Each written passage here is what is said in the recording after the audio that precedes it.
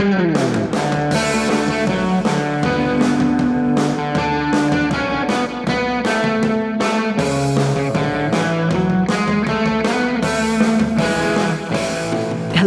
and welcome to the How to Live in Denmark podcast. I'm Kay Zander Mellish, and this is another in our series of How to Work in Denmark podcasts. The How to Work in Denmark book will be published this fall. If you're coming from abroad to work in Denmark, you may be bringing along your spouse or your partner. That can be great. It's nice to have someone to shiver through the Danish summer with. But unhappy spouses are one of the main reasons that people who come to work in Denmark end up leaving.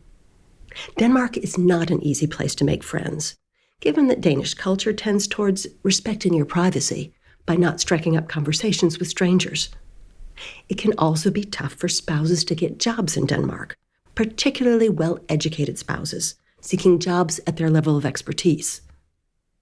A generation ago, expat spouses were mostly cookie pushers, stay-at-home wives who supported their husbands' careers with chic little cocktail parties for his business associates. They ran the house and the family, while he ran the world. Spouses today are different. Most come to Denmark after finishing their advanced educations, and they are sometimes mid-career. A good portion are men. A lot of contemporary spouses don't want to stay at home, and even if they did, that's rarely affordable in Denmark. The Danish tax structure makes single-earner households a rarity. Even if the person working has a generous salary, a big chunk of that income will go to taxes. And prices are high in Denmark for rent, food, and other daily necessities. Besides, stay-at-home spouses don't really have a role in Danish society, as they do in many other cultures. There's no need to stay home and care for small children. Danish kids start full-time daycare when they're about a year old. Not sending your child to daycare is considered very poor parenting in Denmark, since daycare is where the kids learn Danish and learn the social rules so important to Danish culture. Even children of the Danish Royal Family go to public daycare. And because there are so few other stay-at-home spouses, people who choose to stay at home can find themselves very lonely.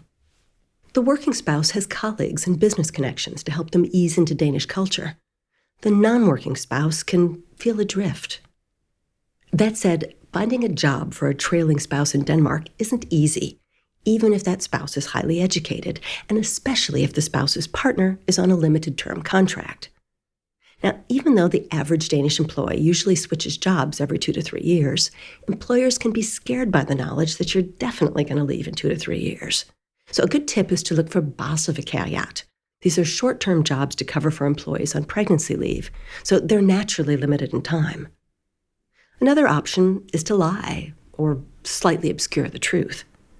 Instead of saying, "Oh yeah, my spouse has a 2-year contract, then we'll probably leave," you could say, "Well, we're starting with 2 years, but we love Denmark for so many reasons," and then go on to list some of those reasons. You'll never go wrong as a foreigner by telling a Dane how much you love Denmark. Besides, you never know. Things can change a lot in 2 years. Some spouses find jobs at large companies with English as a corporate language, or with non-governmental organizations based in Copenhagen. But that's not practical for everyone, particularly if your spouse's job keeps you in Jylland. You could try leveraging your native language, working, for example, as a Finnish-speaking customer service rep to help the Finnish customers of a Danish firm. But the harsh fact is that spouses will probably have to lower their expectations when looking for a job.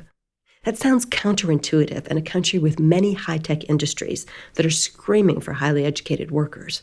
But it's the direct experience of many people working with spouse placement. The jobs available may not be in your specific field, or they may not be in the area where you live. You'll probably have to look for jobs at smaller companies.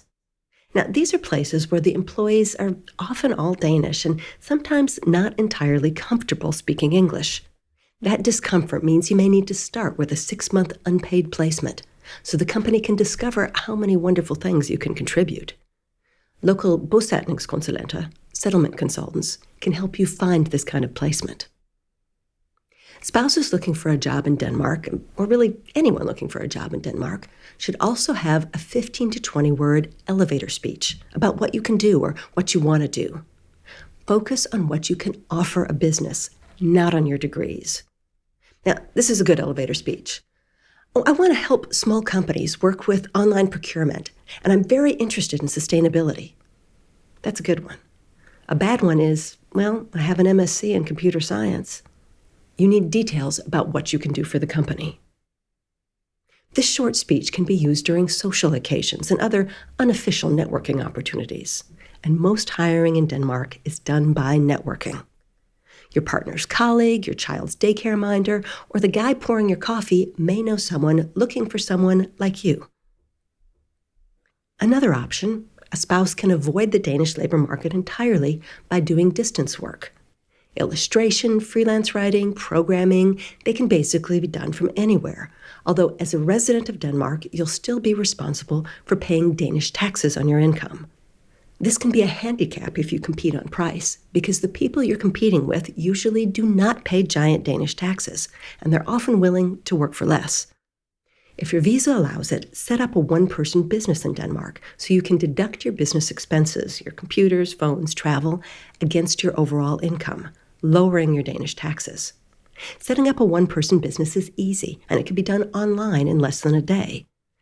Some municipalities in Denmark even offer courses in English on how to do it. Alternately, your time in Denmark can be a good chance to finally complete that master's degree or PhD, particularly since tuition is often tax-financed and free for the student. Your fellow students will also provide you with a social network, which will make your time in Denmark happier. If all else fails, write a book. Whatever your approach, keeping yourself happy and engaged in Danish society is a major factor in your spouse's success in Denmark. If you find yourself entirely dependent for social contact on your spouse, this can be tough on your spouse's career and tough on your relationship. To keep yourself from getting too isolated, you might need to reestablish old hobbies. If you used to love to play squash or play stand-up bass in a jazz band, now might be the time to take it up again. Knitting circles and short-term volunteering are also a good way to make friends. And so are your free introductory Danish language classes. Introvert spouses will probably have the hardest time.